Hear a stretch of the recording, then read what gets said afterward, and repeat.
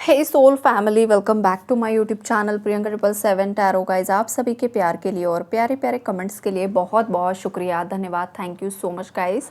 Channel पर अगर आप नए हो तो चैनल को सब्सक्राइब ज़रूर कीजिए, बेल आइकन को ऑल पर लगाइए ताकि आने वाले हर वीडियो का नोटिफिकेशन आपको मिलता रहे। और जितने भी मेरे नए पुराने सब्सक्राइबर्स हैं सभी का तहे दिल से शुक्रिया, धन्यवाद, thank you so much guys. आज यहाँ पर थर्ड पार्टी और आपके पार्टनर के बीच में क्या चल रहा है वो चेक करेंगे गाइस हम। जैसे कि जो कलेक्टिव में वाइब्रेशन चल रही है वो यही है कि थर्ड पार्टी रिलीज़ हो रही है, कुछ प्रोसेसिंग में है, कुछ व्यूवर्स के अभी भी कर्मास पेंडिंग है, पार्टनर्स के भी कर्मास पेंडिंग है। तो ओवरऑल एनर्जी क्या चल रही है? सबसे पहले गाइस एनर्जी ये है कि जिन भी व्यूवर्स के लाइफ से थर्ड पार्टी यहाँ पर रिलीजिंग की प्रोसेस में है, तो ऐसे थर्ड पार्टीज़ और आपके पार्टनर के बीच में आ चुका है टावर। ये लोग नो कॉन्टैक्ट सिचुएशन में है, एक दूसरे से बात नहीं कर रहे हैं, बहुत ज़्यादा सैड एनर्जीज़ है, अलोननेस की एनर्जीज़ है। आपके पार्टनर रीबर्थ प्रोसेसिंग में है गाइस। इस पर्सन का रीबर्थ हो रहा है, मतलब इसका मतलब क्या है कि थर्ड पार्टी भी शॉक में है और आपके पार्टनर भी शॉक में है।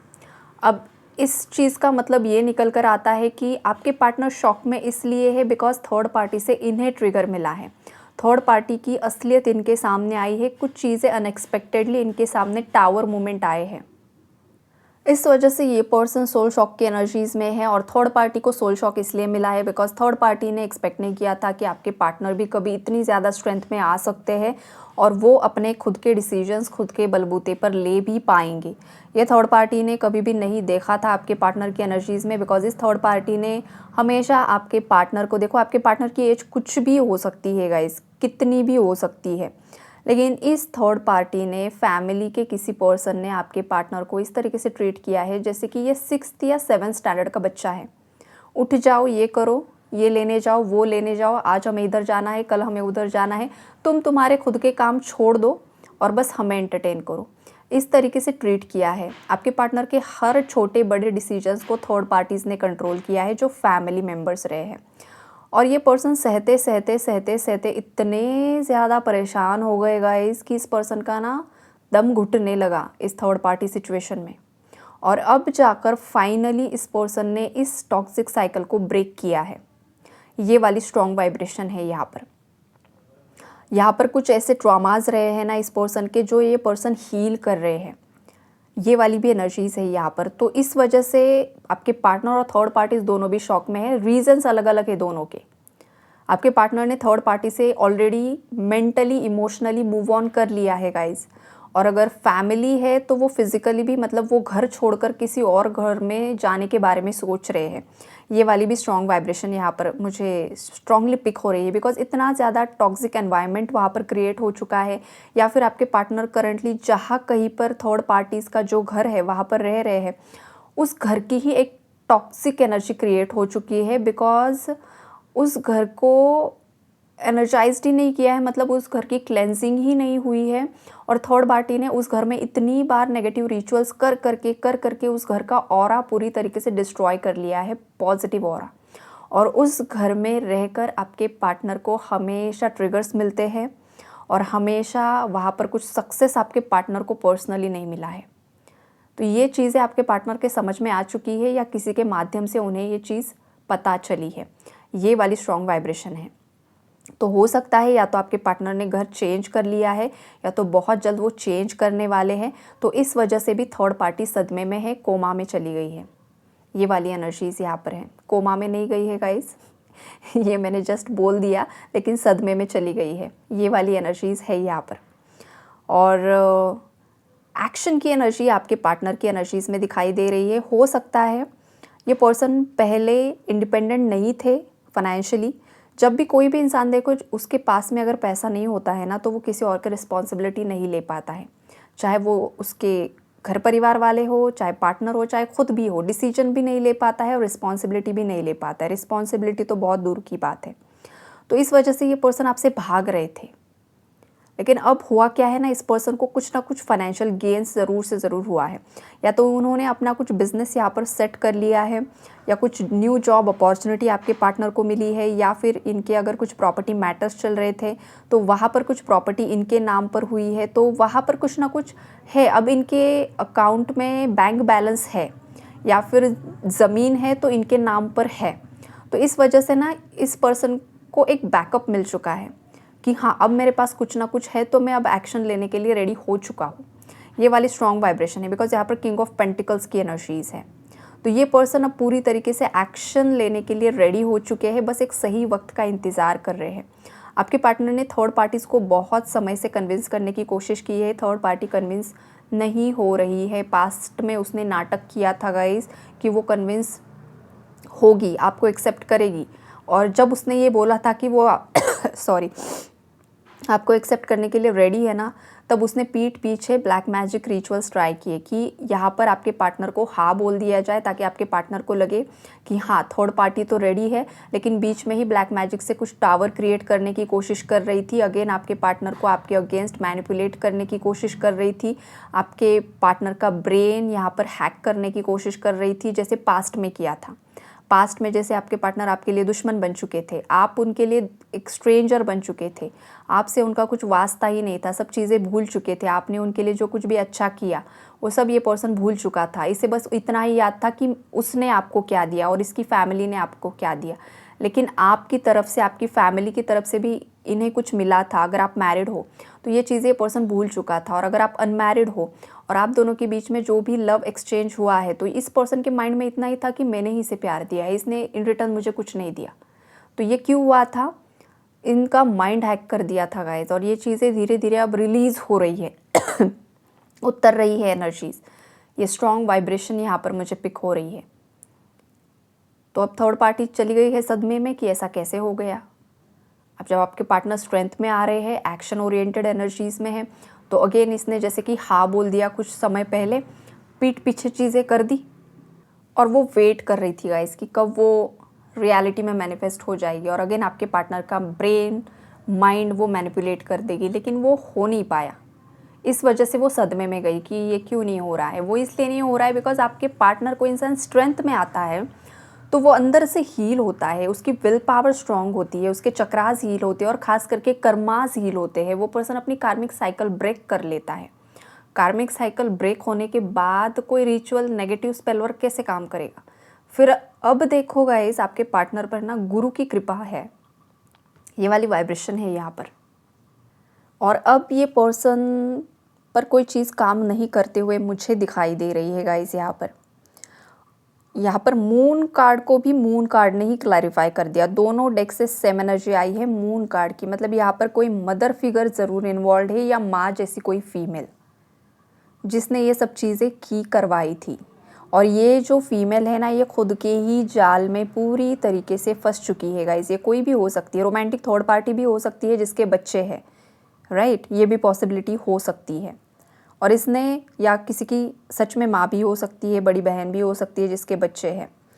तो इन लोगों ने क्या किया था गाइज? और हाँ, एक कोई टॉक्सिक मेल भी है किसी के केस में।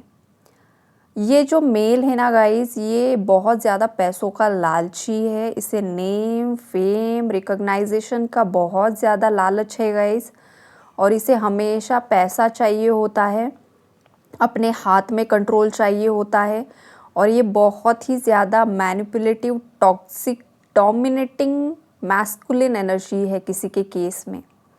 किसी के अंकल हो सकते हैं, किसी के फादर हो सकते हैं, या फिर कोई अदर पर्सन हो सकता है जो ऑफिस में किसी के है, या फिर आप आपके हिसाब से रिलेट कर लेना गाइज। लेकिन हाँ, ये सब लोग यहाँ पर मुझे दिखाई दे रहे हैं, नज़र आ रहे हैं, जो काफ़ी ज़्यादा टॉक्सिक है गाइज। ये जो लोग हैं ना, बहुत ज़्यादा सीक्रेटिव रहते हैं। ये आपके मुंह पर बोलेंगे कुछ और अंदर से कुछ और ही चाल चलते, जैसे कि लोमड़ी की चाल। ये वाले लोग हैं गाइस। ये आपके मुंह पर दिखावा ऐसे करेंगे जैसे कि ये आप ही के वेल विशर्स है, या फिर आपके पार्टनर को दिखाएंगे कि वो उनके वेल विशर्स है, और इतना मीठा बोलते हैं, इतना पोलाइट वे में समटाइम्स बातें करते हैं, और समटाइम्स गाइड भी कर देते हैं कि भाई तेरे लिए सही होगा, वो गलत होगा। लेकिन पीठ पीछे ना बहुत साजिश है गाइस। हद से ज़्यादा कॉन्स्पिरेसीज़ करते हैं लोग, षड्यंत्र रचते हैं। और देखो, जो भी इंसान आपके लिए बुरा सोचता है या कुछ नेगेटिव स्पेल वर्क करता है ना, वो इंसान सामने से आपसे हमेशा मीठा बात करेगा। वो इसलिए ये चीज़ इसलिए करता है ताकि आपका शक उस पर ना जा सके। तो कुछ ऐसे आस्तीन के सांप आपके पार्टनर की लाइफ में मुझे दिखाई दे रहे हैं, जो सामने से थर्ड पार्टीज़ है, जो सच में आपके एनिमीज़ बनकर बैठे हुए हैं। वो तो अलग लोग हैं, लेकिन कुछ ऐसे भी हैं ना गाइस, जो सामने से अच्छे बने हुए हैं लेकिन ये भी आपका भला नहीं चाह रहे हैं। ऐसे भी लोग हैं। तो इन सब लोगों की लाइफ में बहुत ज़्यादा मतलब ये डिप्रेशन की एनर्जीज़ में है, लिटरली डिप्रेशन की। इमोशंस इनके बहुत ज़्यादा फ्लक्चुएट हो रहे हैं। इन थर्ड पार्टीज़ को ऐसा लग रहा है ना गाइस कि इन लोगों के लाइफ में वो सब चीज़ें नहीं हो रही है जो उन्होंने प्लान की थी। और इन लोगों को जैसे लग रहा है ना गाइस कि ये ही किसी ट्रैप में फंस चुके हैं। इन्हीं के ऊपर किसी ने spell works, negative spell works कर दिए हैं।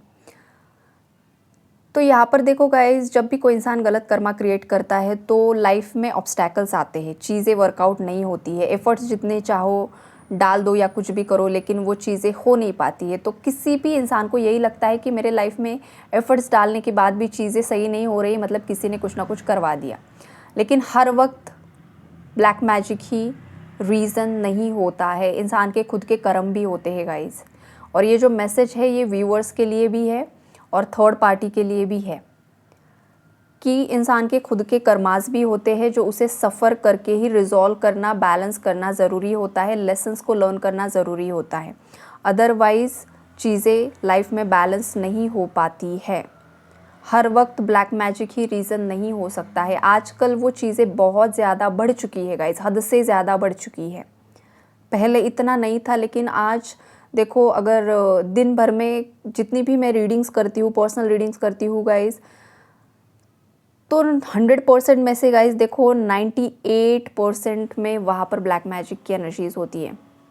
तो आजकल लोग जा कहाँ रहे हैं, लोगों का खुद पर विश्वास नहीं है, खुद की मतलब खुद के अंदर जो स्ट्रेंथ है, खुद के अंदर जो टैलेंट है, उस पर विश्वास नहीं है, उन्हें बाहरी चीज़ों पर विश्वास है। शॉर्टकट्स अपनाना चाहते हैं, शॉर्टकट्स में फेम चाहते हैं, लीडरशिप चाहते हैं, आगे बढ़ना चाहते हैं, रिकन्सिलेशन चाहते हैं, शादी चाहते हैं, बच्चे चाहते हैं। कैसे पॉसिबल होगा? शॉर्टकट्स में, शॉर्टकट ली हुई चीज़ें शॉर्टकट में ही जाती है। और जो पर्सन इनर वर्क से एनर्जीज़ को हील करता है, बैलेंस करता है, रिजॉल्व करता है, और उसके बाद आपकी लाइफ में जो ब्लेसिंग्स आती है ना अवेकनिंग के बाद, फिर वो इतनी ज़्यादा लॉन्ग टर्म चलती है, आपको नेम, फेम, रिकॉग्नाइजेशन सब कुछ मिलता है गाइस। ये जस्ट मैंने आपको गाइड करने के लिए बताया है। अब थर्ड पार्टी तो ये चीज़ें समझ नहीं सकती है, बिकॉज वो लोअर वाइब्रेशनल एनर्जीज़ होती है, और जो नेगेटिव एंटिटीज़ होती है उन्हें चाहिए होती है लोअर वाइब्रेशनल लोगों को, वो ढूंढते रहते हैं कि हम उन पर अटैक करेंगे, फिर उनका इस्तेमाल करेंगे। जो अच्छे लोग हैं, जो यहाँ पर आए हैं कुछ अच्छा काम करने के लिए, जो वॉरियर्स है, जो लाइट वर्कर्स है, जो अर्थ एंजल्स है, स्टार सीड्स है, ट्विन फ्लेम्स है, ऐसे बहुत सारे हैं गाइस इधर प्लैनेट अर्थ पर। तो वो चाहते हैं ना कि इन लोगों को वो डिस्ट्रॉय करना चाहते हैं, या फिर इनका यूनियन नहीं चाहते हैं। तो इस चीज़ के लिए वो करेंगे क्या? सामने से डायरेक्टली नहीं आ सकते हैं, तो लोअर वाइब्रेशनल एनर्जीज़ को वो पकड़ते हैं, जो थर्ड पार्टीज़ होती है, जो हमेशा नेगेटिविटी में इन्वॉल्व होती है। तो उनको वो उन पर हावी होकर जो हायर वाइब्रेशनल सोल्स होते हैं उन पर अटैक करते हैं। इसीलिए इंसान ने हमेशा हायर वाइब्रेशन में ऑपरेट करना चाहिए, ताकि कोई नेगेटिविटी उन पर हावी ना हो सके और उनका खुद का कर्मा ख़राब ना कर पाए। तो ये चीज़ें भी यहाँ पर मुझे दिखाई दे रही है गाइज़। अलग अलग चीज़ें हैं, अलग अलग सिनारियो है, लेकिन हाँ, आप पॉजिटिव रहो, आप पॉजिटिव अफर्मेशंस करो, चीज़ें आपके फेवर में वर्कआउट होगी, ज़रूर से ज़रूर होगी। और करंट में अगर आप बहुत ही ज़्यादा पीस फील कर रहे हो, रिलैक्स्ड फील कर रहे हो गाइज़, तो समझ लीजिए कि आपके लाइफ में कोई बहुत बड़ी विश इस महीने में मैनिफेस्ट होने वाली है। मतलब 11-11 पोर्टल से लेकर 12-12 पोर्टल के बीच का जो समय होगा, वहाँ पर आपकी कोई बड़ी विश मैनिफेस्ट होगी। अगर आप करंटली बैलेंस्ड एनर्जी में हो, आपके पूरे खुद के आप मतलब सेल्फ पर काम कर रहे हो, सेल्फ लव की एनर्जी में हो, तो ये चीज़ आपकी लाइफ में ज़रूर होगी गाइस। पॉजिटिव एनर्जी को क्लेम ज़रूर कीजिए। Take care and God bless you all.